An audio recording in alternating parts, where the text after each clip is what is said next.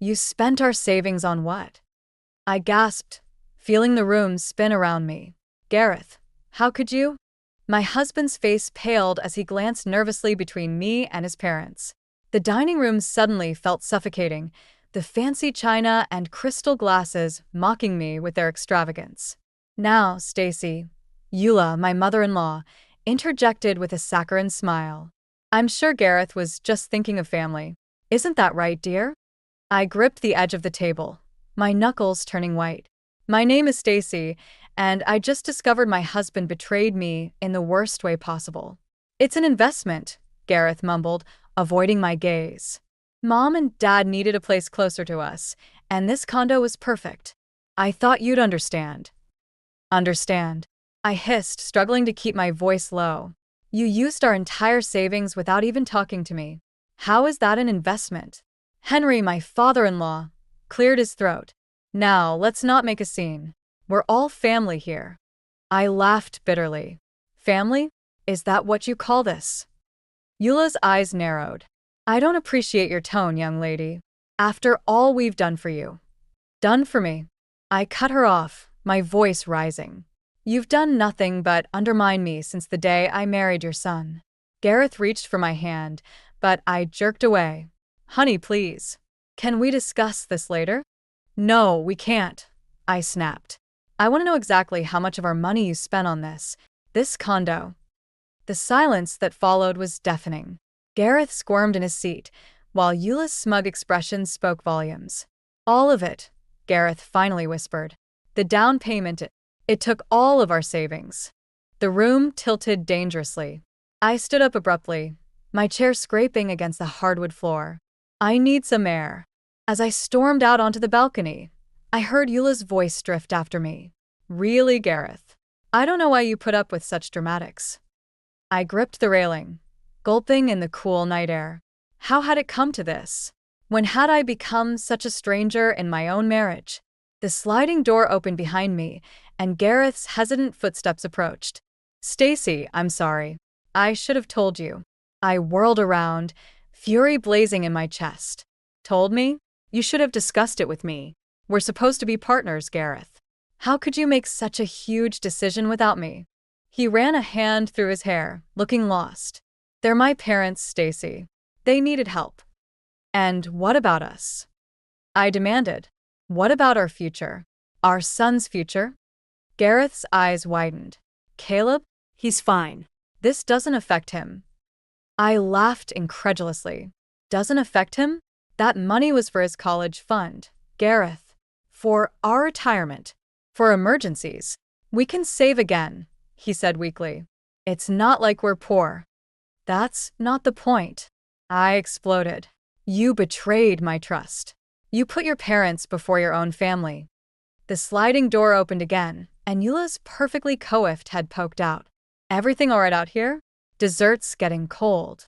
I bit back a scathing retort, forcing a smile. We'll be right in, Eula. As soon as she disappeared, I turned back to Gareth. This isn't over. We need to have a serious talk about our future. He nodded, relief washing over his face. Of course. We'll figure it out, I promise. But as we rejoined his parents at the table, the sickening realization hit me. This wasn't just about money. It was about loyalty, respect, and the very foundation of our marriage. Eula beamed as she served us each a slice of her famous apple pie. Now, isn't this lovely? All of us together like one big, happy family. I stabbed my fork into the pie, imagining it was something else entirely. Just wonderful, I muttered. As the conversation drifted to inane topics, I found myself withdrawing, observing the dynamics around me with new eyes. Gareth, eager to please his parents. Eula, subtly controlling every aspect of the evening. Henry, passively going along with whatever his wife decreed. And me? I was the outsider, the interloper in this tightly knit family unit. But as I watched Eula manipulate the conversation, steering it towards her latest social triumph, a spark of defiance ignited within me. I wouldn't be pushed aside so easily. I wouldn't let them steamroll over my life, my marriage, my future. So, Stacy, Eula's voice cut through my thoughts. How is little Caleb doing in school? Still struggling with reading, is he? I gritted my teeth, recognizing the subtle jab. Actually, he's made great progress. His teacher says he's one of the top readers in his class now. Eula's smile tightened. Oh, well, I'm sure Gareth's genes are finally kicking in. The Whitmans have always been exceptionally bright. I felt my blood begin to boil, but before I could retort, Gareth jumped in. Mom, did I tell you about the new project I'm working on at the firm? As Eula's attention shifted, lavishing praise on her darling boy, I sat back and observed. The pieces were falling into place, revealing a pattern I'd been blind to for far too long. This wasn't just about money or a condo. It was about control, about keeping Gareth firmly under their influence, even at the expense of his own family. Well, I thought, taking a sip of wine to hide my growing resolve. Two can play at that game. As the evening wore on, I smiled and nodded in all the right places. But inside, my mind was racing, formulating a plan. I wouldn't let them win. I wouldn't let them destroy everything I'd worked so hard to build. This betrayal was just the beginning, but I would make damn sure it was also the end. The moving truck rumbled away, leaving me standing in the shadow of the luxury condo that had swallowed our savings. Caleb tugged at my hand, his eyes wide with excitement. Mommy, look at the big fountain, he exclaimed, pointing to the ornate water feature in the courtyard. I forced a smile. It's nice, sweetie. Let's go see our new home. As we entered the lobby, Eula's shrill voice echoed off the marble floors. There you are. We were beginning to think you'd gotten lost. She swept forward, enveloping Caleb in a suffocating hug. Come to Grandma, my precious boy. I've got your room all set up. It's fit for a little prince. I bristled at her words. We'd agreed Caleb would share a room with us, at least initially. But before I could object, Gareth appeared, laden with boxes. Mom, maybe we should let Stacy and Caleb settle in first, he suggested weakly. Eula waved him off. Nonsense. Family helps family. Now, Stacy dear, I've taken the liberty of unpacking some of your things. I hope you don't mind, but that horrid floral vase simply wouldn't do in the living room. My jaw clenched. That vase was a wedding gift from my late grandmother. Actually, Eula, I'd prefer to unpack my own belongings. Her eyes narrowed for a split second before her saccharine smile returned. Of course, dear. I was only trying to help. You must be exhausted after all that packing. The way she said it made it sound like I'd been digging ditches instead of organizing our life into boxes. I bit back a retort, reminding myself that this was temporary. We just needed to save enough to move out. As the days passed, that goal seemed increasingly distant. Eula's presence was suffocating, her subtle digs constant. She rearranged the kitchen without asking, skiing at my chaotic organization. She scheduled playdates for Caleb without consulting me, always with the children of her country club friends. Caleb needs to socialize with the right sort, she'd say, her tone implying I was somehow deficient in providing that. Even bath time wasn't sacred. One evening, as I was running Caleb's bath, Eula barged in. Oh, good. You're giving him a bath, she said, as if surprised I knew how to care for my own child. I'll take over from here. You look tired, dear. Why don't you go relax? I gripped the edge of the tub. I've got this, Eula. Caleb and I have our own bath time routine. She laughed, a tinkling sound that set my teeth on edge. Don't be silly. I raised Gareth, you know. I think I can handle bathing my grandson. Mom. Gareth's voice came from the hallway. Let Stacy handle it. Come help me with dinner. Eula's lips thinned, but she retreated. As she left, I caught her muttering, I don't know why he puts up with such stubbornness. That night, after Caleb was asleep, I confronted Gareth. This isn't working, I hissed. Your mother is constantly undermining me. Gareth sighed, running a hand through his hair. She's just trying to help Stacy. Can't you try to get along? Get along. I struggled to keep my voice down. She criticizes everything I do. She's taking over Caleb's life. And you just stand by and let it happen. What do you want me to do? He snapped. They're my parents. We're living in their home. A home bought with our money, I reminded him bitterly. The argument ended as it always did, with Gareth retreating to his study and me lying awake, seething. The final straw came a week later. I returned from grocery shopping to find Eula in the kitchen, a smug smile on her face. "Oh, good, you're back," she said. "I was just telling Caleb about our summer plans." I froze. "What summer plans?" "Why, our annual family vacation to Martha's Vineyard, of course," she replied, as if it were obvious. "I've already booked the tickets." Gareth agreed it would be wonderful for Caleb to experience it. The room spun. Our family vacation, the one we'd been planning for months, the one I'd been promising Caleb, was to the Grand Canyon. It was supposed to be just the three of us. "We can't afford a trip to Martha's Vineyard," I said through gritted teeth. Eula waved her hand dismissively. "Don't worry about that, dear. We'll cover it. After all, what's family for?" In that moment, something inside me snapped. I saw with crystal clarity the web Eula had woven, trapping us in a life dictated by her whims. "No," I said, my voice steady. "We won't be going to Martha's Vineyard. Caleb, Gareth, and I will be sticking to our original plans." Eula's eyes flashed. "Now see here, young lady." "No, you see here." I cut her off. "This ends now. I am Caleb's mother. Gareth is my husband. We are a family, and we will make our own decisions." As Eula sputtered in indignation, I turned to leave the kitchen. At the doorway, I paused. "Oh, and Eula? I'll be putting my grandmother's vase back in the living room. I think it'll look lovely there, don't you?" I walked away, my heart pounding but my resolve firm. This was far from over, but for the first time since moving in, I felt a glimmer of hope. I would reclaim my family, my life, no matter what it took. The cafe bustled with a lunchtime crowd, but I barely noticed the noise. My hands trembled as I dialed Lana's number, praying she'd pick up. "Stacy." Lana's voice crackled through the speaker. "Is everything okay?" I choked back a sob. "Lana, I need help. I can't do this anymore." "I'm on my way," she said without hesitation. "Where are you?" 20 minutes later, Lana slid into the booth across from me, her face etched with concern.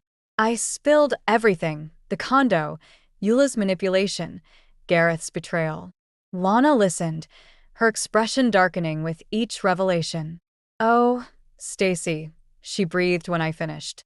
"Why didn't you tell me sooner?" I shrugged helplessly. "I thought I could handle it, that things would get better." Lana reached across the table, squeezing my hand. "Well, that ends now. We're getting you out of there." For the first time in months, I felt a flicker of hope. But how? "I don't have any money, and Caleb—" "We'll figure it out," Lana assured me. "First things first, we need to document everything. Every snide comment, every manipulation. Build a case." I nodded, determination replacing despair. "I can do that." Over the next few weeks, I became a silent observer in my own home. I started a journal, meticulously recording Eula's behavior. The way she accidentally shrank my favorite sweater in the wash. How she scheduled doctor's appointments for Caleb without consulting me. The constant barrage of criticism thinly veiled as concern. "Really, Stacy," she'd say, eyeing my outfit. "Don't you think you should dress more appropriately for a mother?" I'd smile tightly, jotting down the exchange later. Each entry fueled my resolve. Gareth remained oblivious, or perhaps willfully ignorant. When I tried to discuss Eula's behavior, he'd brush it off. "You're being too sensitive," he'd say. "Mom's just trying to help." I stopped trying to make him understand. Instead, I focused on Caleb, shielding him as best I could from the toxic atmosphere. One afternoon, as I was helping Caleb with his homework, Eula swooped in. "Oh, let me handle this," she cooed. "Caleb needs a proper education, not just coloring books." I bit back a retort, remembering Lana's advice. Document, don't engage.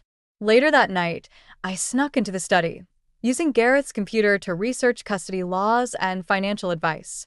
As I was about to log off, a notification popped up, an email from Eula to Gareth.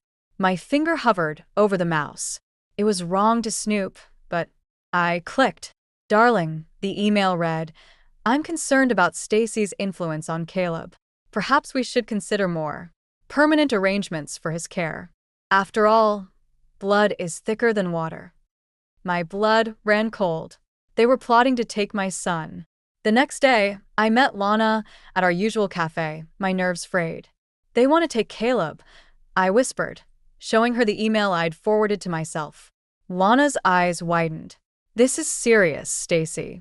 We need to act fast. She pulled out her phone, scrolling through contacts. My cousin Evan, remember him? He owns a small business. He's always looking for help. It's not much, but it could be a start. I hesitated. I don't know, Lana. I haven't worked in years. And what about Caleb? One step at a time, she said firmly. First, we get you some financial independence. Then we tackle the rest. That evening, I returned home with a plan forming. As I entered, I heard Eula's voice from the kitchen. I just don't understand why she can't be more grateful, she was saying. After all we've done for her. I paused, listening. Now, dear, Henry's placating tone replied. Stacy's trying her best. Her best. Eula scoffed. She's barely fit to raise a child. It's a good thing we're here to guide Caleb properly. My hands clenched into fists. Every instinct screamed at me to burst in, to confront them. But I held back, remembering my goal. This wasn't just about me anymore. It was about securing a future for Caleb, free from their toxic influence. I retreated to my room, pulling out my journal. As I documented the overheard conversation, a sense of calm settled over me. For the first time since this nightmare began, I had a clear path forward. The next morning, I called Evan.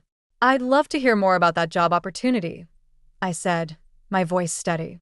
As I hung up, I caught sight of my reflection in the mirror. The woman staring back at me looked different, stronger, more determined. I thought of Caleb, of the life I wanted for us, of the example I wanted to set for my son. No more silent suffering. No more letting Eula dictate our lives. It was time to take control. I picked up my journal, flipping through the pages of documented abuse and manipulation. Soon, very soon, I'd have enough to make my stand. And when I did, Eula, Gareth, and anyone else who tried to come between me and my son would learn just how formidable I could be. The silent rebellion had begun, and I was ready for war. The bell above the door chimed as I stepped into Evan's small bookstore. The scent of old paper and coffee wrapping around me like a comforting blanket. Lana waved from behind the counter, her smile warm and encouraging. Stacy, you made it, she said, coming around to give me a quick hug. Evan's in the back. Let me grab him.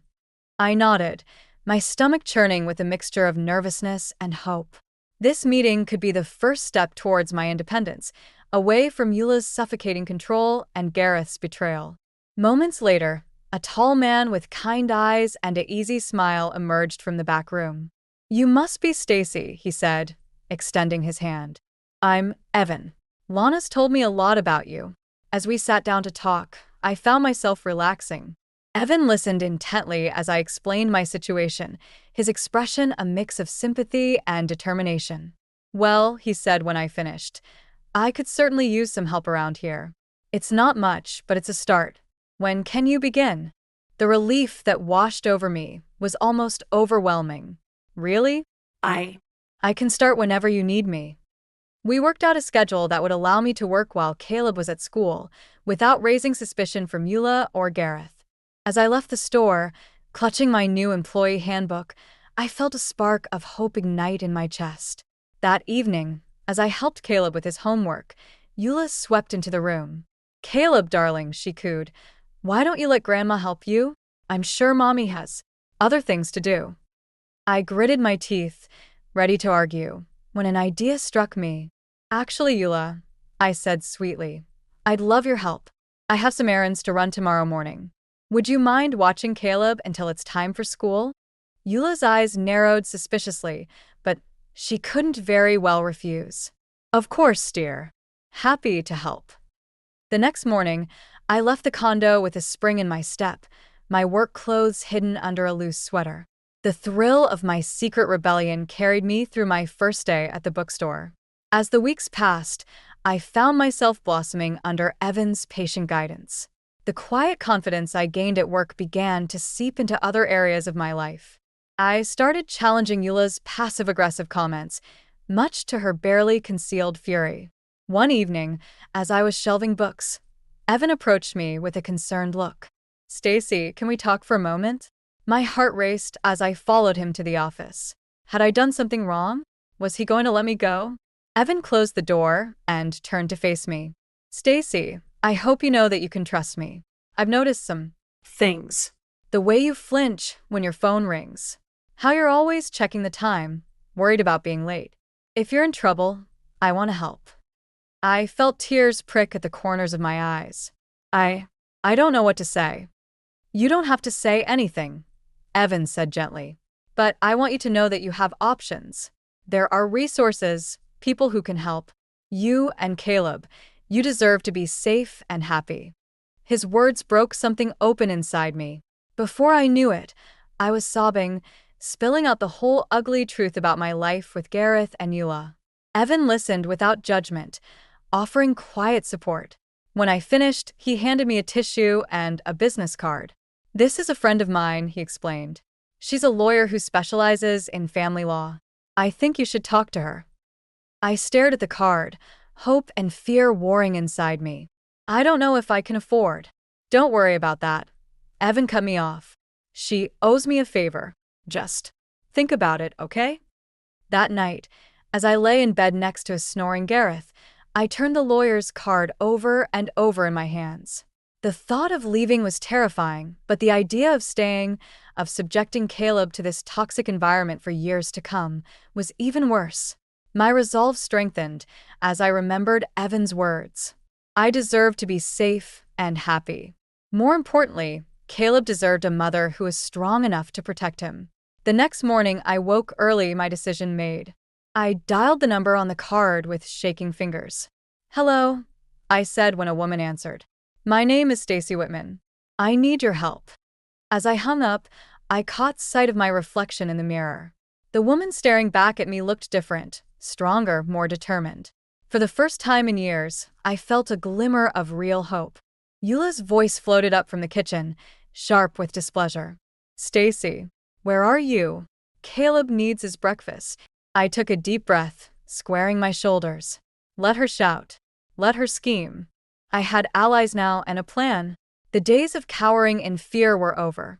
"Coming, Eula," I called back, my voice steady and clear.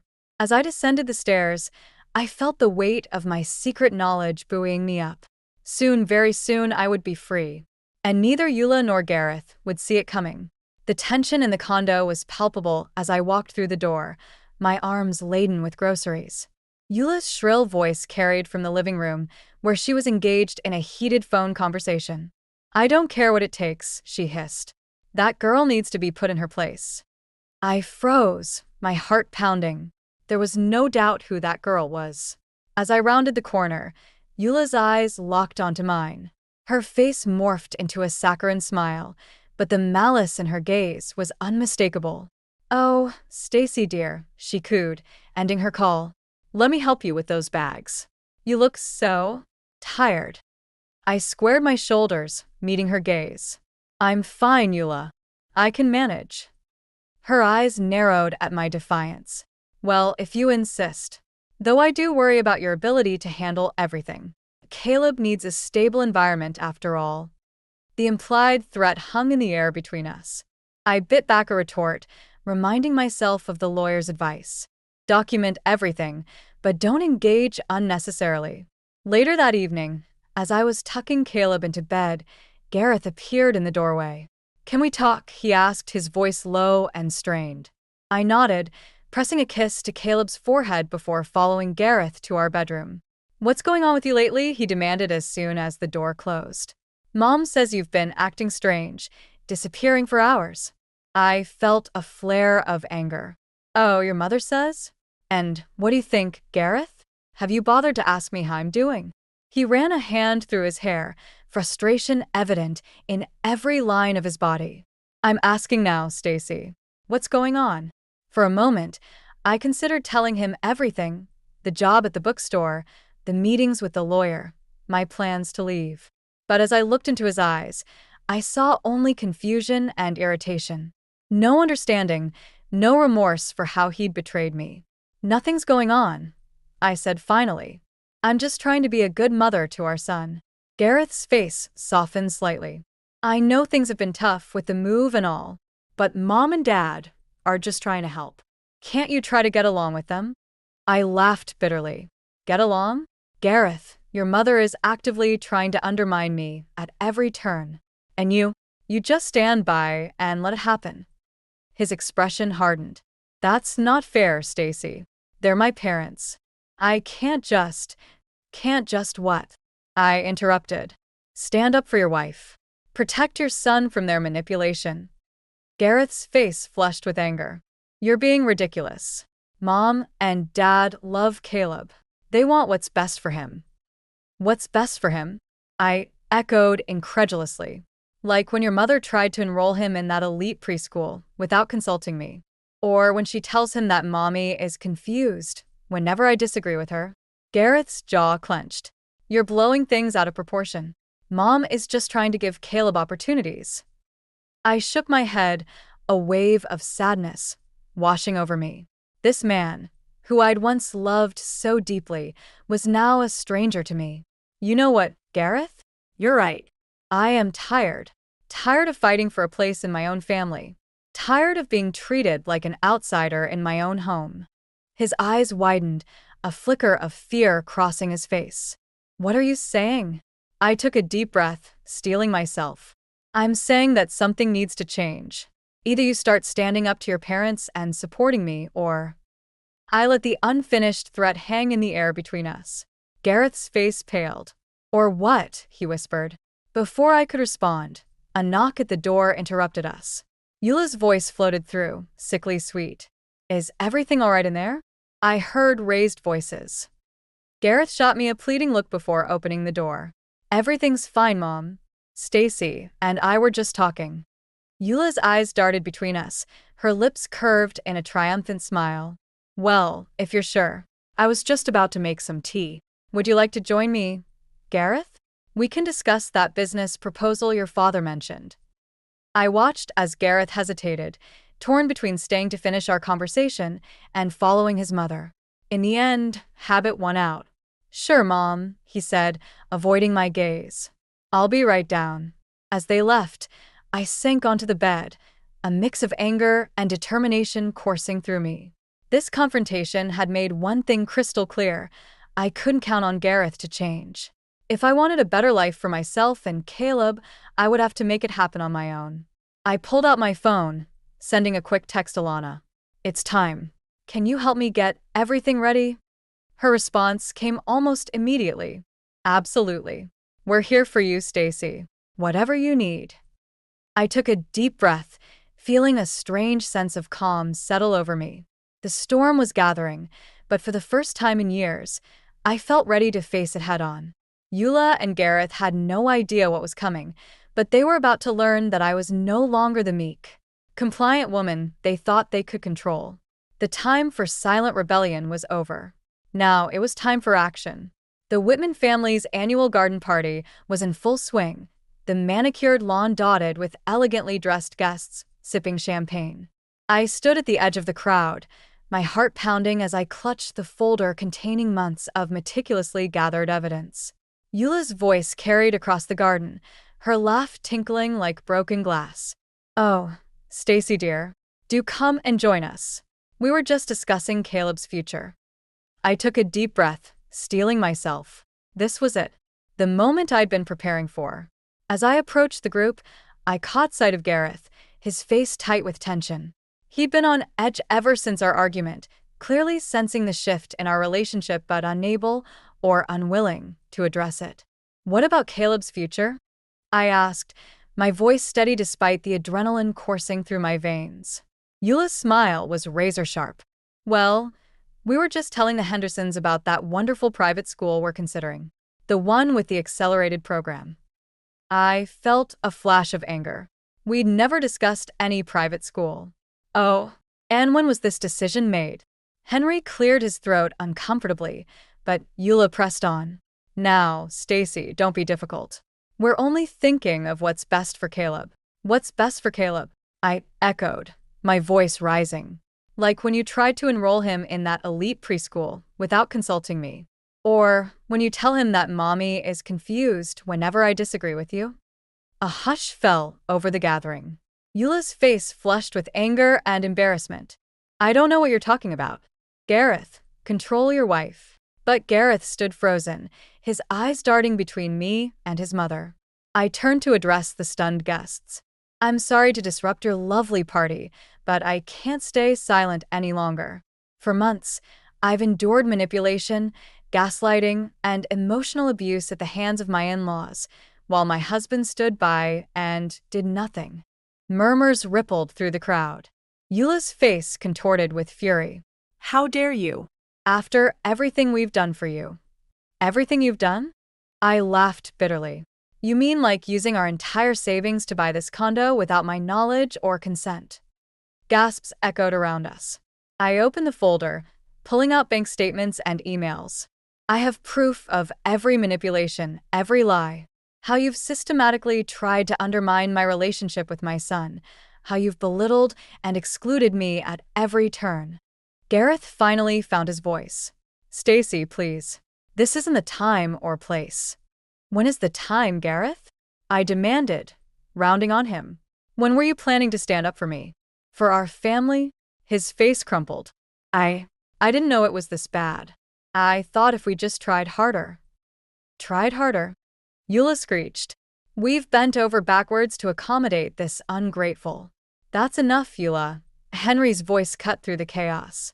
For the first time, I saw a flicker of shame in his eyes.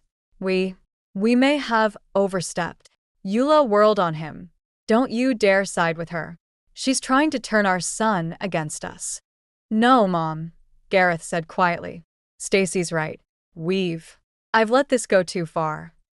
The realization that he was finally standing up to his mother should have been satisfying. But it was too little too late. I turned back to the gathered guests, many of whom looked deeply uncomfortable. I'm sorry you all had to witness this. But I couldn't let the facade continue. The Whitmans aren't the perfect family they pretend to be. They're manipulative, controlling, and willing to destroy their own son's marriage to maintain their illusion of power. Eula lunged forward, her carefully manicured nails clawing at the folder in my hands. Give me those. You have no right. I have every right, I said firmly, stepping back. These are copies anyway. The originals are safe with my lawyer. The word lawyer seemed to echo across the lawn. Eula's face drained of color as she realized the implications. One by one, guests began to make their excuses and leave. The Hendersons, Eula's closest friends, couldn't meet her eyes as they hurried past. The carefully cultivated social standing she'd prized so highly was crumbling before her eyes. As the last guests departed, leaving only our fractured family on the lawn, I felt a strange sense of calm wash over me. Stacy, Gareth pleaded, reaching for my hand. We can fix this. We can go to counseling, make a fresh start. I gently pulled away. No, Gareth. It's too late for that. I've already filed for divorce. His face crumpled. But what about Caleb? I'm fighting for full custody, I said firmly. You're welcome to visit, but I won't subject our son to this toxic environment any longer. Eula, who had been uncharacteristically silent, suddenly found her voice. You can't do this. We'll fight you every step of the way. I met her gaze steadily. Go ahead. But remember, I have evidence of every cruel word, every manipulation. Do you really want all of that aired in court? For the first time, I saw fear in Eula's eyes. The realization that her carefully constructed world was falling apart seemed to age her instantly. As I turned to leave, Gareth called out one last time. Stacy, please. I love you. I paused, looking back at the man I'd once built my life around. I loved you too, Gareth. But sometimes, love isn't enough. With that, I walked away from the Whitman family, my head held high. The confrontation I dreaded for so long was over, and though the road ahead would be challenging, I felt lighter than I had in years.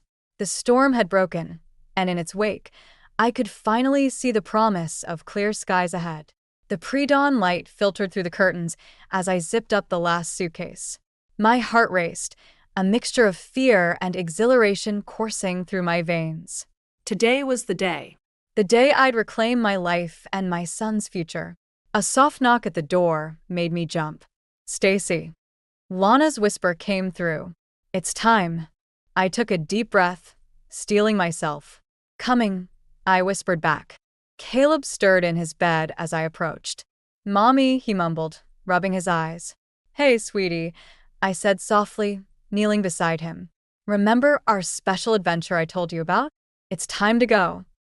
His eyes widened with excitement, thankfully still too young to fully grasp the gravity of the situation. As I helped him dress, I sent up a silent prayer of thanks for his resilience. Lana and Evan were waiting in the hallway, their faces a mix of determination and concern. "Everything's ready," Evan whispered, taking one of the suitcases. "The car's out back." We moved silently through the condo, each creak of the floorboards sending a jolt of panic through me. As we passed Gareth and Eula's rooms, I held my breath, half expecting Eula to burst out and catch us. But the doors remained closed, and soon we were stepping out into the cool morning air. Freedom was so close I could taste it. As Evan loaded the car, a voice behind us made my blood run cold. "Going somewhere?" I whirled around to find Gareth standing in the doorway, his face a mask of hurt and confusion. "Daddy," Caleb exclaimed, oblivious to the tension. Gareth's eyes darted between us and the packed car. "Stacy, what's going on? Where are you taking our son?" I stepped forward, placing myself between Gareth and Caleb. "We're leaving, Gareth. I told you at the party. I can't do this anymore." His face crumpled. But I thought we could work it out. "I've been trying, Stacy." I told Mom to back off. It's too late." I cut him off, my voice firm despite the tremor in my hands. "You had years to stand up to your parents, to be a partner to me. I can't wait any longer." "You can't just take my son." Gareth's voice rose, panic edging into his tone. "Mommy." Caleb's small voice came from behind me, tinged with fear. I turned, kneeling to meet his eyes. "It's okay, sweetie. Daddy and I are just talking. Why don't you go with Aunt Lana to the car?" Lana stepped forward, gently guiding Caleb away. As they walked to the car, I faced Gareth again. "I'm not taking him away from you, Gareth. You can still be a part of his life. But I won't subject him to your mother's manipulation anymore." Gareth's eyes filled with tears. "Please, Stacy. We can fix this. I'll do whatever it takes." For a moment, I felt my resolve waver. This man, for all his faults, was still the father of my child, the man I'd once loved enough to marry. But then I remembered all the nights I'd cried myself to sleep, all the times I'd felt small and insignificant in my own home. "I'm sorry, Gareth," I said softly. But sometimes, sorry isn't enough. A commotion from inside the house caught our attention. Eula's shrill voice carried through the open door. "Gareth? What's going on out there?" Panic flared in my chest. If Eula got involved, things could quickly spiral out of control. "Go," Gareth said suddenly, his voice barely above a whisper. "Before she comes out." I stared at him, shocked. "What?" His eyes met mine, filled with a mixture of resignation and regret. "You're right. I should have stood up to them years ago. I don't want Caleb growing up like I did." Tears pricked at my eyes. "Thank you," I breathed. "Gareth." Eula's voice was closer now. "Go," he repeated more urgently. "I'll handle Mom." I nodded, turning to run to the car. As I slid into the back seat next to Caleb, I saw Gareth step back into the house, closing the door behind him. "Drive," I told Evan, my voice shaky. As we pulled away from the condo, I watched in the rearview mirror as Eula burst out onto the front step, her face contorted with fury. But we were already turning the corner, leaving behind the prison that had been my home for too long. Caleb snuggled into my side, already drifting back to sleep. I wrapped my arm around him, feeling a weight lift from my shoulders. "You okay?" Lana asked softly from the front seat. I took a deep breath, looking out at the brightening sky. For the first time in years, I felt a genuine smile spread across my face. Yeah, I said. I think I am. As we drove towards our new life, I felt a mix of emotions: fear of the unknown, sadness for what might have been, but most of all, an overwhelming sense of hope. The road ahead wouldn't be easy, but for the first time in a long time, I was excited to see where it would lead. The sun peeked over the horizon, painting the sky in brilliant hues of pink and gold. It was a new day in more ways than one, and I was ready to embrace it, with all its challenges and possibilities. Caleb stirred beside me. Mommy, where are we going? I hugged him close, my heart full of love and determination. We're going on an adventure, sweetie. Just you and me. As we drove into the sunrise, I felt the last chains of my old life fall away. We were free, and the future was ours to shape. The autumn breeze rustled through the leaves as I watched Caleb chase a soccer ball across the park. His laughter, carefree and unburdened, was music to my ears. It had been 6 months since we'd left the suffocating confines of the Whitman household, and the change in both of us was palpable. He's really thriving, isn't he? Evan's voice came from beside me, warm and supportive as always. I nodded, a smile spreading across my face. It's like he's a different child. No more walking on eggshells, no more tension in the air. Evan's hand found mine, giving it a gentle squeeze. The gesture, once unthinkable in my old life, now felt natural and comforting.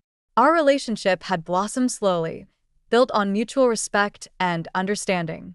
As we watched Caleb play, my mind drifted to the events of the past few months. The divorce proceedings had been surprisingly smooth, thanks in large part to the mountain of evidence I'd gathered. Gareth, perhaps finally realizing the extent of his parents' manipulation, had agreed to my terms without much fight. Eula, on the other hand, had not gone quietly. Her attempts to paint me as an unfit mother had backfired spectacularly when my lawyer presented the documented evidence of her behavior. The look on her face as her carefully constructed facade crumbled in the courtroom was something I'd never forget. "Penny for your thoughts?" Evan asked, pulling me from my reverie. I shook my head, smiling, just reflecting on how much has changed. A year ago, I couldn't have imagined this life.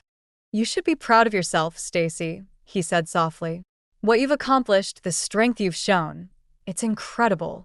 His words warmed me, a far cry from the constant criticism I'd endured for so long. My job at the bookstore had blossomed into a management position, and for the first time in years, I felt valued and respected in my work. "Mommy, watch this." Caleb's excited shout drew our attention. We watched as he executed a wobbly cartwheel, his face beaming with pride. "That's amazing, sweetie," I called back, my heart swelling with love. As Caleb returned to his game, I noticed a familiar figure approaching from across the park. Gareth, looking somewhat diminished without Eula's overbearing presence, walked towards us hesitantly. "Hi," he said, his voice uncertain. "I hope it's okay that I came." I wanted to see Caleb. I nodded, feeling a mix of emotions. "Of course. He's been looking forward to your visit." Gareth's eyes flickered to Evan, a flash of something: regret? Jealousy? Crossing his face before he schooled his features. "You must be Evan. I've heard good things about you from Caleb." Evan stood, extending his hand. "Nice to meet you, Gareth.